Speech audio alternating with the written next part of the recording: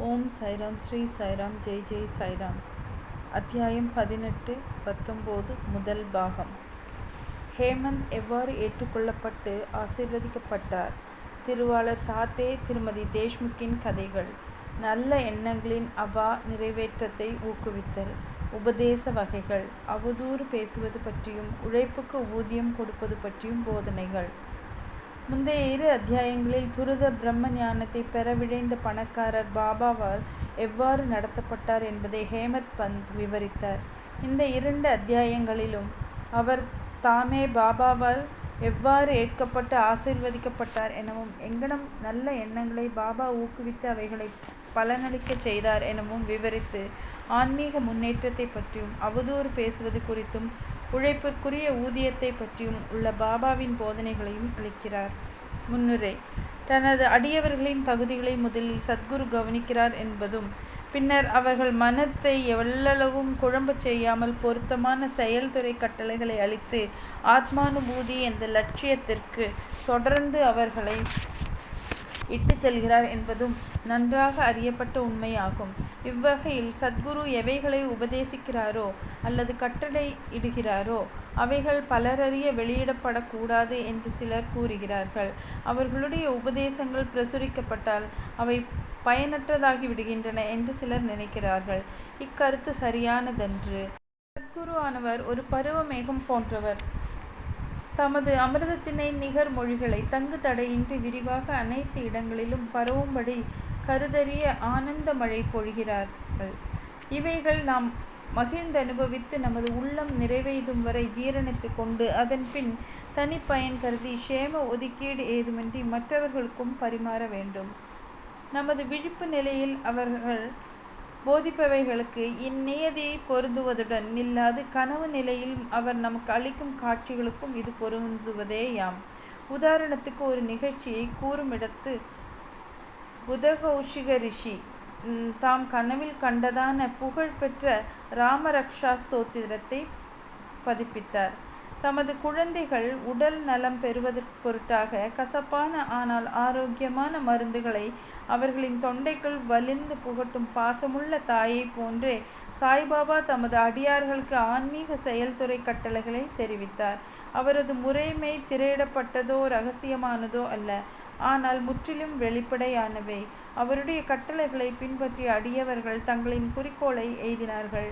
சாய்பாபாவை போன்ற சத்குருகள் தமது அறிவாற்றல் என்னும் கண்களை திறந்துவிட்டு ஆத்மாவின் தெய்வீக அழகுகளை நமக்கு புலப்படுத்துகிறார்கள். இது செய்யப்படும் பொழுது புலனுறவு பொருட்களில் நமக்குள்ள ஆசை மறைந்து விடுகிறது. விவேகம், வைராகியம் என்னும் இரட்டை கனிகள் நமது கைகளுக்கு கிட்டுகின்றன. ஞானம் என்பது தூக்கத்தில் கூட துளிர் விடுகின்றது. முனிவர்களின் தொடர்பை பெறும்பொழுது, அவர்களுக்கு சேவை செய்யும் போது, அவர்களின் அன்பை பெறும் போதும் இவைகள் அனைத்தும் நாம் எய்துகிறோம்.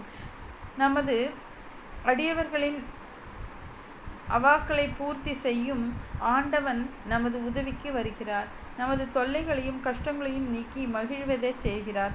ஆண்டவனாகவே கருதப்படும் சத்குருவின் உதவியே இம்முன்னேற்றத்துக்கு முழுவதுமாக காரணமாகும். எனவே நாம் எப்போதும் சத்குருவையே பின்பற்றி இருந்து அவர் தம் கதைகளை செவிமெடுத்து அவரின் பாதத்தில் வீழ்ந்து வணங்கி அவருக்கே சேவை செய்ய வேண்டும். இப்போது பிரதானமான கதைக்கு வருவோம். திருவாளர் சாத்தே. பல ஆண்டுகளுக்கு முன் மும்பையின் கவர்னர் ரே பிரபுவால் அடக்கப்பட்ட கிராஃபோர்ட் நடப்பாட்சியின் போது சிறிதளவு பிரசித்தி பெற்றிருந்த சாத்தே என்னும் பெருந்தகை ஒருவர் இருந்தார். அவர் வணிகத்தில் கடுமையான நஷ்டமடைந்தார். மற்றமுள்ள பிரதிகூலமான சூழ்நிலைகளும் அவருக்கு பெருமளவு தொல்லையெழுத்து கவலையடையவும் உள்ளம் சோர்வுறவும் செய்தது. ஈர்ப்பு கொள்ளாமல் இருந்து கொண்டிருந்த அவர் வீட்டை விடுத்து தொலை தூரத்திற்கு வெளியேறி போய்விட எண்ணினார். பொதுவாக மனிதன் கடவுளை நினைப்பதில்லை. ஆனால் இடர்பாடுகளும் பேராபத்துகளும் அவனை சூழும் பொழுது அவன் ஆண்டவரை நோக்கி திரும்பி நிவாரணத்திற்காக வேண்டுகிறான். அவனுடைய தீய கர்மங்கள் யாவும் முடிவுற்றதென்றால் முனிவர் ஒருவரை அவன் சந்திக்கும் வாய்ப்பினை கடவுள் ஏற்பாடு செய்கிறார். அம்முனிவரும் அவனுக்கு நலமளிக்கக்கூடிய வழிமுறைகளை உபதேசிக்கிறார். சாத்தேவுக்கும் அத்தகைய அனுபவம் ஏற்பட்டது. தத்தம் தேவைகள் பூர்த்தி செய்யப்படவும் மனசாந்தியை அடைவதற்கும் ஏதுவாக சாய்பாபாவின் தரிசனத்தை பெற ஏராளமான மக்கள் திரளாக சென்று கொண்டிருக்கும் ஷிரடிக்கு போகும்படி அவருக்கு அவரது நண்பர்கள் அறிவுரை கூறினார்கள். அவருக்கு இக்கருத்து பிடித்திருந்தது. உடனே ஷிரடிக்கு 1917 வந்தார். பரபிரம்மாவாகவும் சுயஞ்சோதியாகவும் களங்கமற்றதாயும் தூயதாகவுமுள்ள சாய்பாபாவின் ரூபத்தை கண்ணுற்று அவரது மனம் பதைபதைப்பை விடுத்து சாந்தமுற்றது. தமது முற்பிறவிகளில் ஏற்பட்ட நல் வினைகளின் குவியலே தம்மை பாபாவின் புனித திருவடிகளுக்கு கொணர்ந்தது என அவர் நினைத்தார். உடனேயே அவர் குரு சரித்திரம் பாராயணம் செய்ய தொடங்கினார். சப்தாகத்தில் பாராயணம் பூர்த்தியானதும் அன்று இரவு பாபா அவருக்கு ஒரு காட்சி அளித்தார். அது இவ்வாறானது. பாபா குரு சரித்திரத்தை தமது கரங்களில் வைத்துக்கொண்டு அதன் உட்பொருளை முன்னால் அமர்ந்து கவனத்துடன் கேட்டு கொண்டிருந்த சாத்தேவிற்கு விவரித்து கொண்டிருந்தார். அவர் விழித்தெழுந்து பின்னர் தமது கனவினை நினைவு கூர்ந்து மிகவும் மகிழ்ச்சியடைந்தார். அறியாமையில் குரட்டை விடும் தம்மை போன்ற ஆத்மாக்களை பாபாவின் எல்லையற்ற கருணையை எழுப்பிவிட்டு குரு சரித்திர அமுதத்தினை சுவைக்கும்படி செய்திருக்கிறது என்று அவர் நினைத்தார். மறுநாள் காக்கா சாஹேப் தீக்ஷித்திடம் இக்காட்சியை பற்றி அவர் தெரிவித்து சாய்பாபாவிடம் அதன் பொருளை பற்றிய நுட்குறிப்பினை குறித்து கேட்கும்படி வேண்டிக் கொண்டார். அதாவது, ஒரு வாரம் பாராயணம் செய்தது போதுமா அல்லது மீண்டும் ஆரம்பிக்க வேண்டுமா என்பதாக. காக்கா சாஹேப் தீக்ஷித்தும் தமக்கு கிடைத்த ஒரு உரிய சந்தர்ப்பத்தில் பாபாவை நோக்கி, தேவா, இந்த காட்சியால் சாத்தேவுக்கு எதனை குறிப்பிடுகிறீர்கள்? அவர் சப்தாகத்தை நிறுத்திவிடலாமா, தொடர வேண்டுமா? அவர் ஒரு எளிய அடியவர். அவரது அவா நிறைவேற்றப்படுதல் வேண்டும். அவருக்கு காட்சியின் பொருள் விளக்கப்பட்டு அவர் ஆசீர்வதிக்கப்பட வேண்டும் என கேட்டுக்கொண்டார். பாபாவும் அவர் மற்றொரு சப்தாகம் பாராயணம் செய்ய வேண்டும். அதை அவர் கவனமாக கற்பாராயின் அவர் தூயவராகி நன்மை பெறுவார். பரமாத்மாவும் மகிழ்வடைந்து இச்சம்சார வாழ்க்கையின் பந்தங்களிலிருந்து அவரை விடுவிப்பார் என பதிலளித்தார். இச்சமயத்தில் ஹேமத் பந்த் அங்கே வந்தார். அவர் பாபாவின் கால்களை பிடித்து விட்டு கொண்டு இருந்தார். பாபாவின் சொற்களை கேட்டதும் அவர் தம் மனதில் பின்வருமாறு சிந்திக்கலானார். என்ன, சாத்தே ஒரு வாரமே படித்து பரிசை பெற்று கொண்டார். 40 ஆண்டுகளாக ஒரு பயனுமின்றி நான் படுத்து கொண்டிருக்கிறேன். இந்த இடத்தில் அவரது 7 நாள் வாசம் பயனளிக்க நேரிட்டு எனது 7 வருட வாசம் பலனேதுமின்றி போகின்றது. தம் அறிவுரையால் என்னை ஆசீர்வதிக்க வேண்டும் எனவும் தமது அமுதத்தை என் மீது பொழிய வேண்டும் எனவும் கருணை மேகத்திற்காக காத்து கொண்டிருக்கும் சாதக பறவையைப் போல் எப்போதும் நான் காத்து கொண்டிருக்கிறேன். இந்த எண்ணம் அவர் மனதில் குறுக்கிட்ட அத்தருணமே பாபா அதனை அறிந்து கொண்டார். பாபா பக்தர்களின் எல்லா எண்ணங்களிலும் படித்து புரிந்து கொண்டு தீய எண்ணங்களை கீழடக்கி நல்ல எண்ணங்களை ஊக்குவித்தார் என்பது அடியவர்களின் அனுபவமாகும். ஹேமத் பந்தின் உள்ளத்தை படித்தறிந்து கொண்ட பாபா உடனே அவரை எழுந்து ஷாமாவிடம் சென்று ₹15 தட்சிணையாக பெற்றுக்கொண்டு அங்கு சிறிது நேரம் அவருடன் உரையாடிய பின்னர் திரும்பி வரும்படி கேட்டார். பாபாவின் மனதில் கருணை உதயமாகியது. எனவேதான் அவர் இக்கட்டளையை இட்டார். யார்தான் பாபாவின் ஆணையை மீற முடியும்? ஹேமத் பந்த் உடனே மசூதியை விட்டு ஷாமாவின் வீட்டுக்கு சென்றார். அங்கு அப்போதுதான் குளித்துவிட்டு வேட்டியை உடுத்தி கொண்டிருந்தார். அவர் வெளியே வந்து ஹேமத் பந்தை நோக்கி, தாங்கள் இப்போது இங்கே இருப்பது எங்கனம்? மசூதியிலிருந்து தாங்கள் வந்துள்ளதாக தோன்றுகிறதே. இருப்பு கொள்ளாதவரை போன்று உளச்சோர்வுடையவராய் ஏன் காணப்படுகிறீர்கள்? ஏன் தாங்கள் தனித்து இருக்கிறீர்கள்? தயவு செய்து அமர்ந்து சிறிது நேரம் இளைப்பாருங்கள். நான் எனது வழிபாட்டை உடனே முடித்துவிட்டு திரும்புகிறேன். அதுவரை வெற்றிலைப்பாக்கு போட்டுக்கொள்ளுங்கள். பின்னர் மகிழ்ச்சியுடன் உரையாடலாம் என்று கூறிவிட்டு உள்ளே சென்றார். ஹேமத் பந்த் தன் முன் திண்ணையில் அமர்ந்திருந்தார். ஜன்னலில் நாக பாகவதம் என்ற பிரசித்தி பெற்ற மராத்தி நூலை அவர் கண்டார். பெரிய சமஸ்கிருத நூலான பாகவதத்தின் 11வது ஸ்கந்தத்தை பற்றிய ஏக்நாத் முனிவரின் விளக்க உரையாகும். பாபாவின் யோசனையின் பேரில் அல்லது சிபாரிசின் பேரில் திருவாளர்கள் பாபு சாஹேப் ஜோகும் காக்கா சாஹேப் தீக்ஷித்தும் ஷிரடியில் தினந்தோறும் பகவத்கீதையையும் நாக பாகவதத்தையும் உத்தவருக்கு இடையே நிகழ்ந்த உரையாடல்கள் மற்றும் மற்றைய பெரிய நூலான ஏக்நாத்தின் பாவார்த்த ராமாயணத்தையும் படித்தார்கள். பாபாவிடம் அடியவர்கள் வந்து சில குறிப்பிட்ட கேள்விகளை கேட்கும்போது சில சமயங்கள் அதில் ஒரு பகுதிக்கு விடையளித்துவிட்டு பாகவத தர்மத்தின் முக்கிய ஆராய்ச்சி கட்டுரைகளான மேற்குறிப்பிட்ட நூல்களின் பாராயணம் செய்வதை சென்று கேட்கும்படி கூறுவார். அடியவர்கள் சென்று அவற்றை கேட்கும்போது தங்கள் வினாக்களுக்கு பூரண திருப்தியான பதில்களை பெறுவார்கள். நாகபாகவதம் என்ற நூலின் சில பகுதிகளை ஹேமத் பந்தும் படிப்பது வழக்கம். அன்று மசூதிக்கு சென்று கொண்டிருந்த சில அடியவர்களுடன் சேர்ந்து செல்வதற்காக தினந்தோறும் தாம் படிக்கும் பகுதியை அவர் பூர்த்தி செய்யவில்லை. ஷாமாவின் ஜன்னலிருந்து அந்த புத்தகத்தினை எடுத்து தற்செயலாக அதை புரட்டிய போது அவரது ஆச்சரியத்திற்கேற்ப முடிக்கப்படாத பகுதி வந்தது. தமது நித்திய பாராயணத்தை பூர்த்தி செய்வதற்காக ஏதுவாக பாபா தன்னை வெகு அன்புடன் ஷாமாவின் வீட்டிற்கு அனுப்பியிருப்பதாக அவர் எண்ணினார். எனவே முடிக்கப்படாத பகுதியை படித்து பூர்த்தி செய்தார். இது முடிவடைந்த உடனே ஷாமா வழிபாட்டை முடித்துவிட்டு வந்தார். அவர்களிடையே பின்வரும் உரையாடல் நிகழ்ந்தது. ஹேமத் பந்த், பாபாவிடமிருந்து ஒரு தூது குறிப்புடன் நான் வந்துள்ளேன். தங்களிடமிருந்து தட்சிணையாக ரூபாய் 15 பெற்றுக்கொண்டு சிறிது நேரம் தங்களுடன் அமர்ந்து மகிழ்ச்சியாக உரையாடிவிட்டு பின்னர் தங்களுடன் மசூதிக்கு திரும்பும்படி என்னை அவர் கேட்டுக்கொண்டிருக்கிறார். உடனே ஷாமா ஆச்சரியத்துடன், என்னிடம் கொடுக்க பணம் ஏதும் இல்லை. ரூபாய்களுக்கு பதிலாக என்னுடைய 15 நமஸ்காரங்களை பாபாவிடம் தட்சிணையாக எடுத்து செல்லுங்கள் என்று சொன்னார். ஹேமத் பந்த், மிக நல்லது, தங்களுடைய வணக்கங்கள் ஏற்றுக்கொள்ளப்பட்டன. இப்போது நாம் சிறிது உரையாடுவோம். நமது பாவங்களை அழிக்கும் பாபாவின் சில கதைகளையும் லீலைகளும் கூறுங்கள். ஷாமா, அப்படியென்றால் சற்றே இங்கு அமருங்கள். இக்கடவுளின் விளையாட்டு வியக்கத்தக்கது. அது தங்களுக்கு முன்னமே தெரியும். நான் ஒரு கிராமத்து குடியானவன். ஆனால் தாங்களோ அறிவுடைய குடிமகன். தாங்களே இங்கு வந்துட்டது முதலாக சிறிது அதிகமாகவே லீலைகளை கண்டு கொண்டிருக்கிறீர்கள். அவற்றை எங்கனம் நான் தங்கள் முன் விவரிப்பேன். நன்று, இந்தாருங்கள், வெற்றிலை பாக்கு சேர்த்து தாம்பூலம் போட்டுக்கொள்ளுங்கள். நான் உள்ளே சென்று உடுத்தி கொண்டு வந்து விடுகிறேன். சில நிமிடங்களில் ஷாமா வெளியே வந்து ஹேமத் பந்துடன் பேசத் தொடங்கினார். அவர் சொன்னார், இந்த ஆண்டவனின் லீலைகள் அறிந்து கொள்ள இயலாதவை. அவர் தம் லீலைகளுக்கு முடிவில்லை. யாரே அவற்றை கண்டுகொள்ள இயலும்.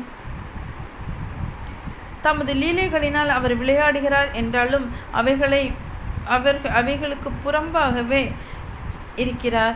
நாகரிகமற்றவர்களாகிய நமக்கு என்னதான் தெரியும்? பாபா தாமே ஏன் கதைகளை சொல்லவில்லை?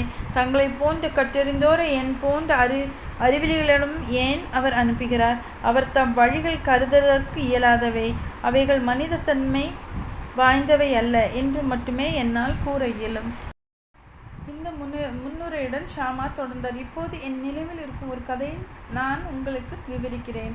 அதை நானே நேரடியாக அறிவேன். ஒரு பக்தன் எவ்வளவு தூரம் நெஞ்சுரம் கொண்டவனாகவும் தீர்மானம் உள்ளவனாகவும் இருக்கிறானோ அங்கனமே பாபா உடனடியான பிரதிச்செயலும் இருக்கிறது. சில சமயங்களில் பாபா தனது பக்தர்களை தீவிரமாக சோதனைக்கு உட்படுத்தி பின்னர் அவர்களுக்கு உபதேசம் அளிக்கிறார். உபதேசம் என்ற வார்த்தையை கேட்டவுடனே ஹேமத் பந்திற்கு தனது மனதில் ஏதோ ஒரு மின்னலை போன்ற ஒளி பாய்ந்தது போன்றிருந்தது. அவர் உடனே சாத்தையின் குரு சரித்திர பாராயண கதையை நினைவு கூர்ந்து தமது பதைப்பதைப்பான மனதிற்கு அமைதியளிக்கவே நிச்சயமாக பாபா தம்மை ஷாமாவிடம் அனுப்பியிருக்க வேண்டும் என்று எண்ணினார். என்றாலும் இந்த உணர்வை அடக்கி கட்டுப்படுத்தி கொண்டு ஷாமாவின் கதைகளை கேட்கத் தொடங்கினார். அவை அனைத்தும் பாபா தமது பக்தர்களிடம் எவ்வளவு அன்புடனும் பாசமுடனும் இருக்கிறார் என்பதை தெரிவிக்கின்றன. இவைகளை எல்லாம் கேட்ட ஹேமத் பந்த் ஒருவித மகிழ்ச்சியை எய்தலானார்.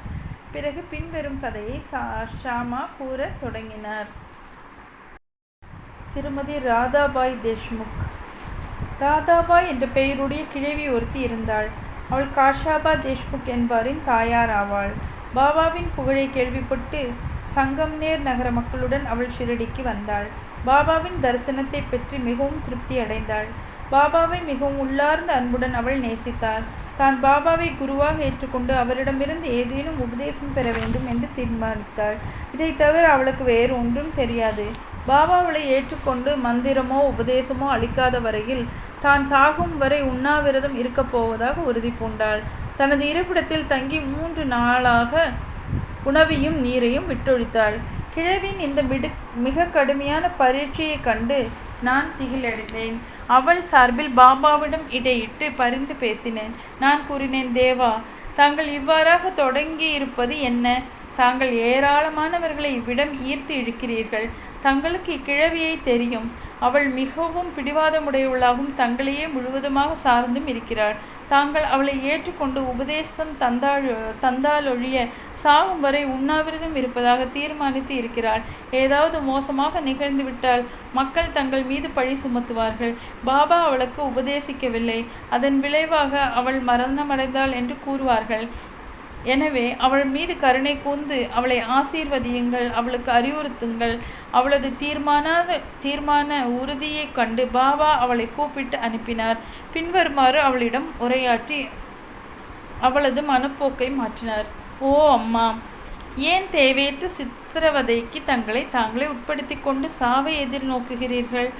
தாங்கள் உண்மையிலேயே எனது தாய், நான் தங்களது குழந்தை. என்மேல் இரக்கம் கொண்டு நான் சொல்வதை முழுவதும் கேட்பீர்களாக.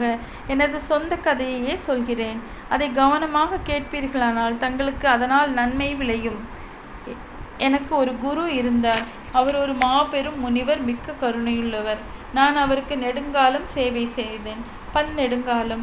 எனினும் அவர் என் காதுகளில் எந்த வித மந்திரத்தையும் ஓதவில்லை. அவரை ஒருபோதும் விட்டு பிரியாமல் இருக்கும், அவருடனேயே தங்கியிருந்து அவருக்கு சேவை செய்யவும் எப்பாடுபட்டாவது அவரிடமிருந்து சிறிது உபதேசம் பெறவும் எனக்கு கூறிய ஆர்வம் இருந்தது. ஆனால் அவருக்கு தமக்கே ஒரு வழிமுறை இருந்தது. அவர் என் தலையை மொட்டை அடிக்கச் செய்து 2 பைசாக்களை தட்சிணையாக கேட்டார். நான் அவைகளை உடனே அளித்தேன். எனது குரு முழு நிறைவானவராய் இருப்பதால் அவர் ஏன் பணத்தை கேட்க வேண்டும்? அப்படியாயின் அவரை எங்கனம் பற்றற்றவர் என்று கூறவியலும் என்று தாங்கள் கேட்பீர்கள் என்றால், காசுகளை அவர் லட்சியம் செய்யவில்லை என்று நான் ஒளிவு மறைவின்றி பதில் கூறுவேன். அவைகளை கொண்டு அவருக்கு ஆக வேண்டியது என்ன? அவர் தம் 2 பைசாக்களான உறுதி, நம்பிக்கை, நிஷ்டா, பொறுமை அல்லது விடாமுயற்சி, சபூரி, இந்த 2 பைசாக்களை நான் அவருக்கு அளித்தேன். அவர் பெரிதும் மனம் மகிழ்ந்தார். எனது குருவிடம் தஞ்சமாக நான் 12 ஆண்டுகள் இருந்தேன். அவர் என்னை வளர்த்தார். உணவுக்கும் உடைக்கும் பஞ்சமில்லை. அவர் முழுமையும் அன்புடையவராக இருந்தார். ஆம், அவர் அன்பின் அவதாரமே ஆவார். எங்கனம் நான் அதை விவரிக்க இயலும்? அவர் என்னை மிக மிக அதிகமாக விரும்பினார். அவரை போன்ற குரு அபூர்வம். நான் அவரை நோக்கும் பொழுது ஆழ்ந்த தியானத்தில் இருப்பதாக காணப்பட்டார். பின்னர் நாங்கள் இருவரும் பேரின்பத்தில் நிரம்பி விடுவோம். இரவும் பகலும் நான் பசிதாகத்தை மறந்து அவரையே ஆழ்ந்து நோக்கி கொண்டு இருப்பேன். அவரின்றி நான் இருப்பு கொள்ளாதவன் ஆனேன். எனக்கு எனது தியானத்திற்கு அவரை தவிர வேறெவ்வித பொருளும் இல்லை. அன்றி அவருக்கு பணிவிடை செய்வதை தவிர எனக்கு வேறெவ்வித வேலையும் இல்லை. அவரே எனது ஒரே அடைக்கலம். எனது மனம் எப்பொழுதும் அவர் மீதே உறுதிப்படுத்தப்பட்டிருக்கிறது. இந்த நிஷ்டா ஒரு பைசா தட்சிணையாம். சபூரி என்பது பொறுமை அல்லது விடாமுயற்சி என்பது மற்றொரு பைசாவாகும். குருவிடம் நான் பொறுமையுடனும் மிக நீண்ட கால வரை சேவை செய்தேன். இந்த சபூரியானது உங்களை இவ்வுலக வாழ்க்கை என்னும் பெருங்கடலை கடப்பதற்குரிய தோணியிலேற்றி அக்கறை சேர்ப்பிக்கும். மனிதனிடத்தில் உள்ள ஆண்மையே சபூரி. அது பாவங்களையும் வேதனைகளையும் நீக்குகிறது. பல்வேறு வகைகளில் பேராபத்துக்களை விளக்குகிறது. எல்லா அச்சங்களிலும் அப்பால் அகற்றுகிறது. கடைமுடிவாக உங்களுக்கு வெற்றியளிக்கிறது. சபூரி நட்பண்புகளின் சுரங்கம், நல்லெண்ணங்களின் கூட்டாளி. நிஷ்டாவும் சபூரியும் ஒருவரையொருவர் மிக நெருக்கமாக நேசிக்கும் இரட்டை சகோதரிகளை நிகழ்ந்தவை. என்னுடைய குரு ஒருபோதும் வேறெதையும் என்னிடமிருந்து எதிர்பார்க்கவில்லை. அவர் என்னை ஒருபோதும் புறக்கணித்ததும் இல்லை. எப்போதும் என்னை பாதுகாத்தார். நான் அவரிடம் தங்கி வாழ்ந்தேன். சில சமயம் அவரை விட்டு பிரிந்து வாழ்ந்தேன். எனினும் நான் ஒருபோதும் அவர் தம் அன்புடைமைக்கு தேவையையோ அன்பின்மையையோ கண்டதில்லை. தாய் ஆமையானது தனக்கு இளங்குட்டிகளை தன் அருகில் இருப்பினும் தன்னை விட்டு நீங்கி ஆற்றில் அக்கறையில் இருப்பினும் தனது அன்பு பார்வையால் பேணி வளர்க்கும். அதே விதமாக அவர் தம்முடைய கண்ணோட்டத்தினாலேயே எப்பொழுதும் என்னை பாதுகாத்தார். ஓ அன்னையே, எனது குரு எனக்கு எவ்வித மந்திரத்தையும் போதிக்கவில்லை. பின்னர் நான் எங்கனம் தங்களின் காதுகளில் மந்திரத்தை ஓத முடியும்? குருவின் ஆமேனத்தை நிகழ்ந்த அன்பு கண்ணோட்டம் ஒன்றே நமக்கு மகிழ்ச்சியை நல்கிறது. எவரிடமிருந்தும் மந்திரமோ உபதேசமோ பெற முயலாதீர்கள். என்னையே உங்களது எண்ணங்கள், செயல்கள் இவற்றின் ஒரே குறிக்கோளாக அமைத்து கொள்ளுங்கள். சந்தேகம் ஏதுமின்றி நீங்கள் நிச்சயம் பரமார்த்திகத்தை எய்துவீர்கள். என்னை உங்களது முழு மனதோடு நோக்குங்கள். பதிலாக நானும் அங்கனமே தங்களை நோக்குவேன். இம்மசூதியில் அமர்ந்து கொண்டு நான் உண்மையே பேசுகிறேன். உண்மையை தவிர வேறெதுவும் பேசவில்லை. சாதனைகள் ஏதும் 6 சாஸ்திரங்களில் கைதேர்ந்த அறிவு ஏதும் தேவையில்லை. உங்களது குருவினிடத்தில் நம்பிக்கையும் பற்றுறுதியும் கொள்ளுங்கள். குருவே தனி ஒருவரான நடத்துனர், இயக்குனர் என நம்புங்கள். தனது குருவின் பெருமையை அறிபவன், அவரையே ஹரிஹர பிரம்மம் என்ற திருமூர்த்தி அவதாரம் என்றும் கருதுபவன் ஆசீர்வதிக்கப்பட்டவன். இவ்வாறாக அறிவுறுத்தப்பட்டு கிழவி உடன்பட்டாள். அவள் பாபாவை வணங்கி உண்ணாவிரதத்தை கைவிட்டாள். இக்கதையை கவனத்துடனும் கருத்துடனும் கேட்டுக்கொண்டிருந்த ஹேமத் பந்த் அதன் குறிப்பு நுட்பத்தையும் பொருத்தத்தையும் குறித்து பெருமளவு ஆச்சரியத்தில் மூழ்கினார். பாபாவின் இவ்வதிசய லீலைகளை கண்டு கொண்டு உச்சி முதல் உள்ளங்கால் வரை அவர் உருகினார். மகிழ்ச்சி பெருக்கால் பொங்கி வழியலானார். அவர் தம் தொண்டையை அடைத்தது. ஒரு வார்த்தை கூட அவரால் பேச முடியவில்லை. ஷாமா இந்நிலையில் அவரை நோக்கி, தங்களுக்கு என்ன நேர்ந்தது? ஏன் மௌனமாகி விட்டீர்கள்? பாபாவின் கணக்கற்ற லீலைகள் இன்னும் எவ்வளவை நான் விவரிக்க வேண்டும் என்று கேட்டார். இது தருணம் மத்தியான வழிபாடும் ஆரத்தி சடங்குகளும் மசூதியில் ஆரம்பமாகிவிட்டன என்பதை அறிவிக்கும் வகையில் மசூதியில் இருக்கும் மணி அடிக்கத் தொடங்கியது. எனவே ஷாமாவும் ஹேமத் பந்தும் மசூதியை நோக்கி விரைந்தனர். பாபு சாஹேப் ஜோக் அப்போதுதான் வழிபாட்டை துவங்கி இருந்தார். பெண்கள் மசூதியினுள்ளே மேல்தளத்திலும் ஆண்கள் கீழே உள்ள திறந்த வெளி தாழ்வாரத்திலும் நின்று கொண்டு ஆரத்தியை கோஷத்துடன் எல்லோரும் பலமாக மேளங்கள் முழங்க பாடிக்கொண்டிருந்தனர். ஷாமா தன் கூடவே ஹேமத் பந்தையும் இழுத்து கொண்டு மேலே சென்றார். பாபாவுக்கு வலதுபுறம் அவரும் ஹேமந்த் பந்த் முன்னாலும் அமர்ந்தனர். அவர்களை கண்டு ஷாமாவிடமிருந்து கொண்டு வந்த தட்சிணையை கொடுக்கும்படி ஹேமத் பந்திடம் கேட்டார். ஹேமந்த் பந்த் அவ்விடம் நேரே சென்றிருந்ததாகவும் ஷாமா ரூபாய்க்கு பதிலாக நமஸ்காரங்களை அளித்ததாகவும் அவர் அங்கேயே நேரில் இருப்பதாகவும் கூறினார். பாபா அதற்கு நன்று. தாங்கள் இருவரும் சம்பாஷித்தீர்களா? அப்படியென்றால் நீங்கள் பேசிய அனைத்தும் குறித்து எனக்கு சொல்லுங்கள் என்றார். மணியோசை, மேளம், கோஷ்டிகானம் இவற்றை பொருட்படுத்தாத ஹேமத் பந்த் அவர்கள் பேசியதை கூற ஆவலாய் இருந்தார். அதை எடுத்துரைக்கவும் ஆரம்பித்தார். பாபா அதை கேட்பதற்கு ஆவலாய் இருந்தார். எனவே அவர் தமது திட்டை விட்டு நீங்கி முன்னால் சாய்ந்து கொண்டார். தாம் உரையாடியவை எல்லாம் மிகவும் மகிழ்ச்சி அளிக்கின்றவை. குறிப்பாக கிழவியின் கதை மிக அற்புதமாக இருந்தது என்றும் அதை செவிமடுத்ததன் பொருட்டு அவர் பாபாவின் லீலை விவரிக்க இயலாதது என்றும் கதை என்ற புற தோற்றத்தில் பாபா தம்மையே உண்மையில் ஆசீர்வதித்திருப்பதாக தாம் நினைப்பதாக கூறினார். பின்னர் பாபா, கதை அற்புதமானது. எங்கனம் நீங்கள் ஆசீர்வதிக்கப்பட்டீர்கள்? நான் உங்களிடமிருந்து எல்லாவற்றையும் விளக்கமாக அறிந்து கொள்ள விரும்புகிறேன். எனவே அவை அனைத்தையும் குறித்து எனக்கு இப்போது சொல்லுங்கள் என்றார். ஹேமத் பந்த் தான் சற்று முன்னர் கேட்ட தனது உள்ளத்தில் நிலையான முத்திரையை ஏற்படுத்திய கதையை முழுக்க விவரித்தார். இதை கேட்டு பாபா மிகவும் மகிழ்ச்சியுற்றார். மேலும் அவரை நோக்கி, இக்கதையில் உமதுள்ளத்தில் பதிவுற்றதா? அதன் குறிப்பு நுட்பத்தை பிடித்து கொண்டீரா என்றார். அவர், ஆம் பாபா, எனது மனதின் பதவிப்பதப்பு மறைந்தொழிந்தது. எனக்கு உண்மையான சாந்தியும் அமைதியும் கிடைத்தன. நான் உண்மையான வழியை அறிய பெற்றேன் என்றார். பாபா பின்வருமாறு கூறினார். எனது நிகழ்வுரை மிகவும் தனித்தன்மை வாய்ந்தது. இக்கதையை நன்றாக ஞாபகப்படுத்தி கொள்ளுங்கள். அது மிகவும் பயனுள்ளதாக இருக்கும். ஆத்மாவின் ஞானத்தை அடைவதற்கு தியானம் இன்றியமையாதது. அதை இடையறாத பயிற்சிகளானால் விருத்திகள் அமைதிப்படுத்தப்படும். ஆசைகள் அற்ற நிலையில் இருந்து கொண்டு நீங்கள் அனைத்துயிர்களிலும் இருக்கின்ற ஆண்டவரை தியானியுங்கள். மனது ஒருமுகப்படுத்தப்பட்ட பின்பு தனது குறிக்கோள் எய்தப்பட்டுவிடும். ஞானம் என்னும் பண்பே திருவரு கொண்டது எனவும் உணர்வு திரளும் பேரானந்தமுமாகிய எனது உருவமற்ற இயல்பை எப்போதும் தியானம் செய்யுங்கள். இதை செய்ய தங்களால் இயலாவிடில் இங்கே இரவும் பகலும் காண்பதைப் போன்று உச்சி முதல் உள்ளங்கால் வரையுள்ள எனது ரூபத்தை தியானம் செய்யுங்கள். இதை தாங்கள் செய்து கொண்டே போகும்போது தங்களின் விருத்திகள் ஒரே இலக்கில் குவிக்கப்படும். தியானம் செய்பவர் தியானிக்கப்படும் பொருள் இவைகளிலுள்ள வேறுபாடு மறைந்துவிடும். தியானம் புரிபவர் உச்ச உணர்ச்சிகளுடன் ஒன்றி பிரம்மத்துடன் கலந்து ஐக்கியமாகி விடுவார். தாயாமை நதியின் ஒரு கரையிலுள்ள அதன் குட்டிகள் மறுகரையிலும் இருக்கின்றன. அவைகளுக்கு அது பாலோ உஷ்ணமோ அளிப்பதில்லை. அதனுடைய கண்ணோட்டம் ஒன்றே அவைகளை போஷிக்கிறது.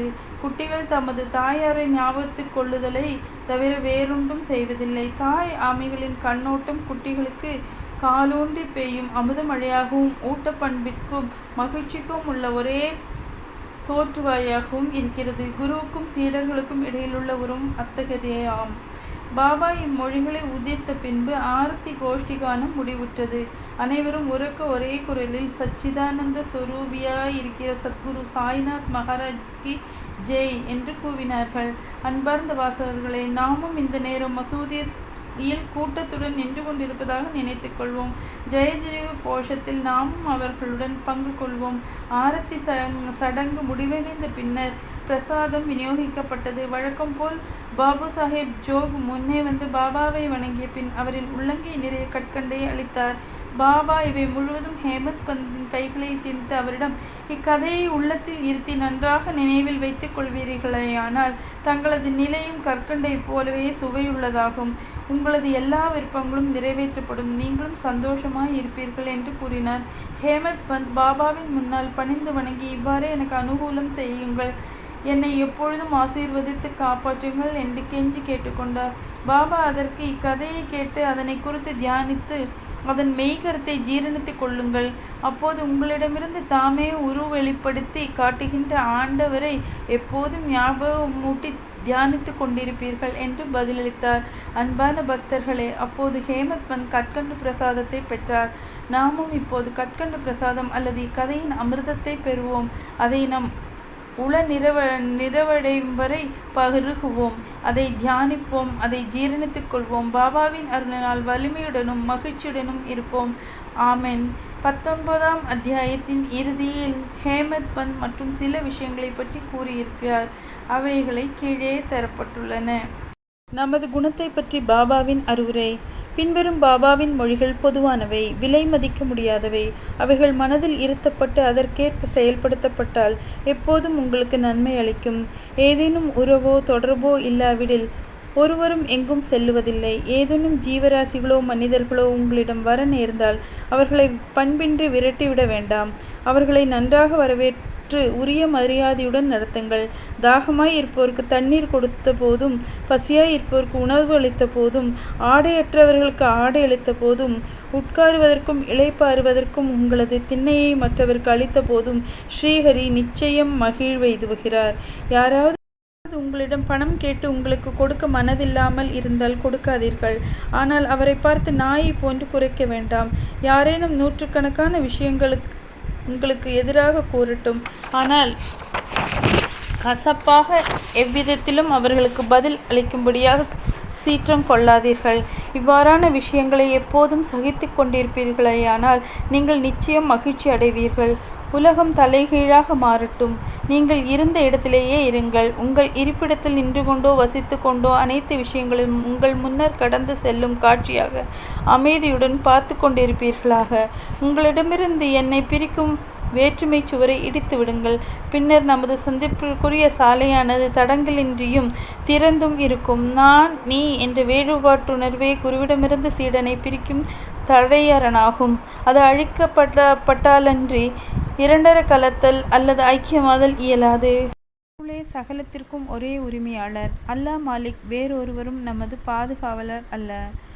அவர் வேலை செய்யும் முறைமை அசாதாரணமானது, விலை மதிக்க முடியாதது, அறிவாலறிய முடியாதது. அவரது சங்கல்பமே ஈடேறும். அவர் நமக்கு வழிகாட்டுவார், நமது உள்ளத்தின் ஆசைகளை பூர்த்தி செய்வார். ருணானுபந்தத்தின் அதாவது முன் ஜென்மத்தின் உறவு மூலமாகவே நாம் இணைந்துள்ளோம். ஒருவருக்கொருவர் அன்பாயிருந்தும் சேவை செய்தும் நாம் மகிழ்ச்சியுடன் இருப்போம்.